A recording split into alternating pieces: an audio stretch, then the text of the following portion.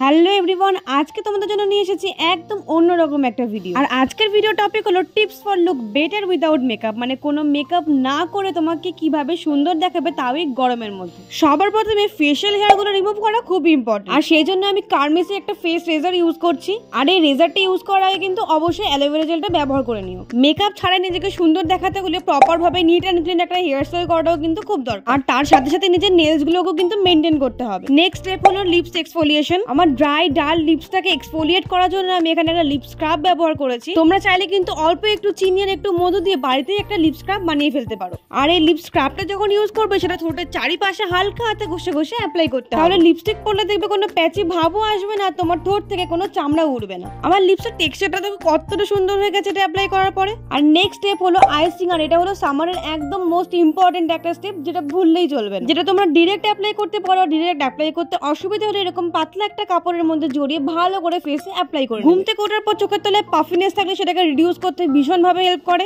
গরমের সময় আমাদের পোর্স গুলো বেশি ওপেন হওয়ার জন্য আমাদের ফেস থেকে বেশি অয়েল আর সোয়েট রিডিউস হয়। সামার সিজনে আমরা যদি রেগুলার আইসিং করতে পারি তাহলে আমাদের এই সমস্যাগুলো দূর হয়ে যাবে। আইসিং করার পর ফেসের যে টেক্সচারটা চেঞ্জ হয় সেটা তোমরা নিজেরাই ফিল করতে পারবে।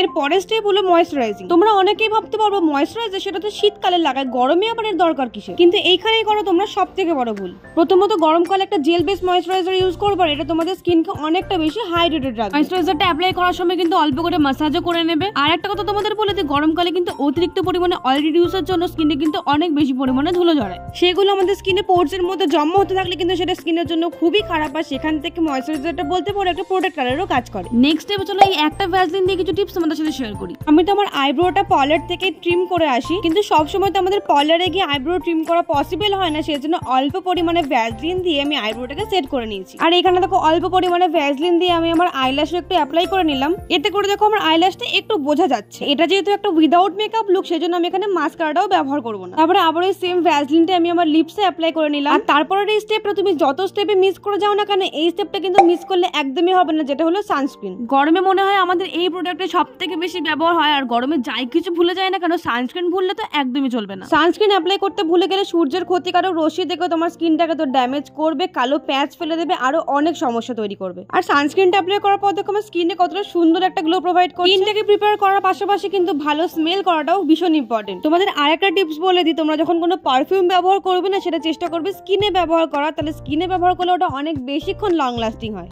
পারফিউম তোমরা ব্যবহার করে নিলামই, কিন্তু পারফিউম ব্যবহার করার পাশাপাশি তোমরা যদি একটা ওয়াচ ক্যারি করো তাহলে তোমাদের লুকসটা কিন্তু একটা ওয়াচে অনেকটা চেঞ্জ করে দেবে। আর হ্যাঁ, যেতে যেতে তোমাদের লাস্ট আর একটা টিপস আমি শেয়ার করে দিই। তোমাদের কাছে যদি কোনো টিন্টেড লিপ বাম না থাকে বা কালারফুল কোনো লিপ বাম না থাকে, তাহলে তোমরা নর্মাল একটা লিপ বামের উপরে অল্প করে লিপ লাইনার বা একটা লিপস্টিক অ্যাপ্লাই করলে তোমাদের নো মেকআপ লুক একদম রেডি। আর এইটা হলো দেখো বিফোর এন্ড আফটার একটা লুক। তোমরা অনেকে যারা গরমে মেকআপ করতে পছন্দ করো না, তাদের এই টিপসটা অনেক বেশি কাজে লাগবে। তো আরো ভালো ভালো স্কিন কেয়ার মেকআপ টিপস পাওয়ার জন্য চ্যানেলটাকে ঝটপট সাবস্ক্রাইব করে দাও। তো আজকের মতন এই পর্যন্ত, টাটা।